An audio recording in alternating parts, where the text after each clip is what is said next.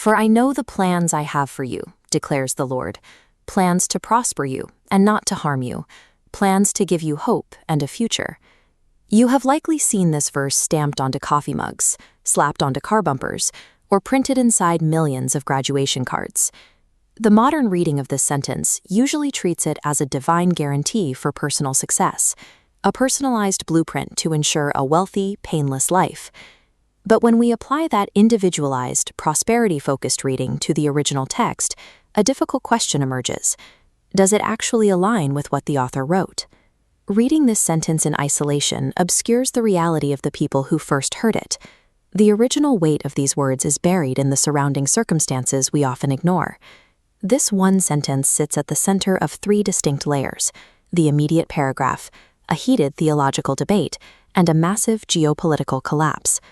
The preceding verses contradict expectations of rapid success. The text tells the audience to build houses, plant gardens, and marry. These instructions command them to establish mundane lives right where they are. Then a timeline drops. They are sentenced to stay for 70 years. At this immediate textual level, we see a command to endure a lifetime of waiting, rather than a promise of a quick escape. Broadening our view to the rest of chapter 29 identifies exactly who the author, the prophet Jeremiah, was arguing against. He was facing off against rival prophets, like a man named Hananiah. These rivals assured the people that a miraculous, painless deliverance was right around the corner. They were preaching a localized prosperity gospel, offering a frightened population exactly what they wanted to hear to alleviate their immediate anxiety. Jeremiah 29:11 functions as a sharp rebuttal to this false hope. It forced the people to confront a difficult reality they were trying to avoid. To see why the people were so desperate for a quick fix, look at the map of the ancient Near East. Here is the small kingdom of Judah, and towering over it is the sprawling Babylonian Empire. The massive Babylonian army invaded Judah, laid siege to Jerusalem, breached the defensive walls, and systematically destroyed everything.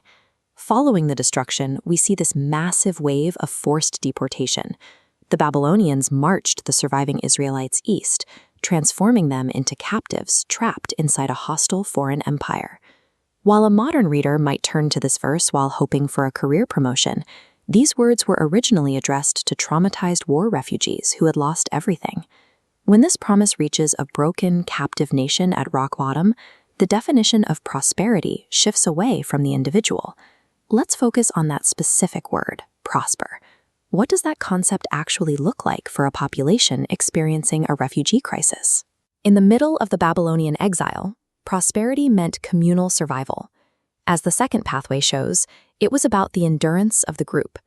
Survival required preserving their distinct culture, faith, and lineage so they wouldn't be permanently absorbed or wiped out by their captors. The verse is indeed a word of encouragement, but it is one rooted in mature endurance rather than a magic spell to escape pain. The promise here focuses on securing a future through the suffering and the waiting, rather than providing an immediate exit out of it. With the history restored, these words provide a blueprint for resilience. They demand the faith to plant gardens while trapped in a situation that feels like it will never end.